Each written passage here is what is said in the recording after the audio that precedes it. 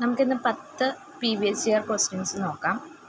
ആദ്യത്തെ ക്വസ്റ്റ്യൻ, ഏതു നദിയിലാണ് കുറുവ ദ്വീപ് സ്ഥിതി ചെയ്യുന്നത്? Option A Bhavani, option B Pambar, option C Kabani, option D Kunthipuzha. ഉത്തരം ഓപ്ഷൻ സി കബനി. ഏതു നദിയിലാണ് കുറുവ ദ്വീപ് സ്ഥിതി ചെയ്യുന്നത്? Option C Kabani.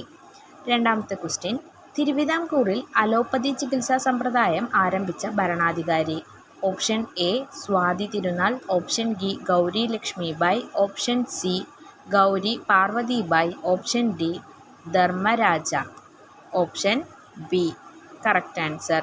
തിരുവിതാംകൂറിൽ അലോപ്പതി ചികിത്സാ സമ്പ്രദായം ആരംഭിച്ച ഭരണാധികാരി option B Gouri Lakshmi bye.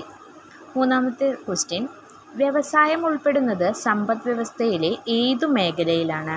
Option A സേവന മേഖല, ഓപ്ഷൻ ബി പ്രാഥമിക മേഖല, ഓപ്ഷൻ സി ദ്വിതീയ മേഖല, ഓപ്ഷൻ ഡി തൃതീയ മേഖല. ആൻസർ ഓപ്ഷൻ സി തൃതീയ മേഖല. വ്യവസായം ഉൾപ്പെടുന്നത് സമ്പദ് വ്യവസ്ഥയിലെ ഏതു മേഖലയിലാണ്?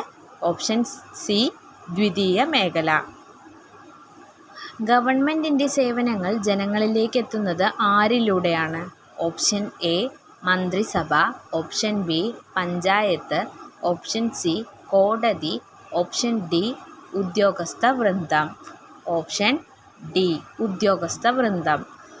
ഗവൺമെൻറ്റിൻ്റെ സേവനങ്ങൾ ജനങ്ങളിലേക്ക് എത്തുന്നത് ആരിലൂടെയാണ്? ഓപ്ഷൻ ഡി ഉദ്യോഗസ്ഥ വൃന്ദം. അടുത്ത ക്വസ്റ്റ്യൻ, അമേരിക്കൻ കോളനികൾ ഇംഗ്ലണ്ടിൽ നിന്നും സ്വാതന്ത്ര്യം നേടുന്നതിന് കാരണമായ ഉടമ്പടി ഏത്? ഓപ്ഷൻ എ പാരീസ് ഉടമ്പടി, ഓപ്ഷൻ ബി മോസ്കോ ഉടമ്പടി, ഓപ്ഷൻ സി വേഴ്സായ് ഉടമ്പടി, ഓപ്ഷൻ ഡി ബോസ്റ്റൺ ഉടമ്പടി. ആൻസർ ഓപ്ഷൻ എ പാരീസ് ഉടമ്പടി. അമേരിക്കൻ കോളനികൾ ഇംഗ്ലണ്ടിൽ നിന്നും സ്വാതന്ത്ര്യം നേടുന്നതിന് കാരണമായ ഉടമ്പടി ഏത്? ഓപ്ഷൻ എ പാരീസ് ഉടമ്പടി. ആറാമത്തെ ക്വസ്റ്റ്യൻ, പാർലമെൻറ്റിൻ്റെ സംയുക്ത സമ്മേളനത്തിൽ അധ്യക്ഷത വഹിക്കേണ്ടത് ആര്? പാർലമെൻറ്റിൻ്റെ സംയുക്ത സമ്മേളനത്തിൽ അധ്യക്ഷത വഹിക്കേണ്ടത് ആര്? ഓപ്ഷൻസ്: ഓപ്ഷൻ എ രാഷ്ട്രപതി, option B Lok Sabha speaker, option C ഉപരാഷ്ട്രപതി, ഓപ്ഷൻ ഡി രാജ്യസഭ ഉപാധ്യക്ഷൻ. Option B Lok Sabha speaker. ഏഴാമത്തെ ക്വസ്റ്റ്യൻ, ഭഗത് സിംഗിൻ്റെ സ്മാരകമായ ഭഗത സിംഗ് ചൗക്ക് സ്ഥിതി ചെയ്യുന്നത് എവിടെ? Option A Lahore, option B Amritsar, option C Rawalpindi, option D Gurdaspur. ഉത്തരം ഓപ്ഷൻ എ ലാഹോർ. അടുത്തത്, പശ്ചിമ തീര സമതലത്തിൻ്റെ മധ്യഭാഗം ഏതു പേരിലാണ് അറിയപ്പെടുന്നത്?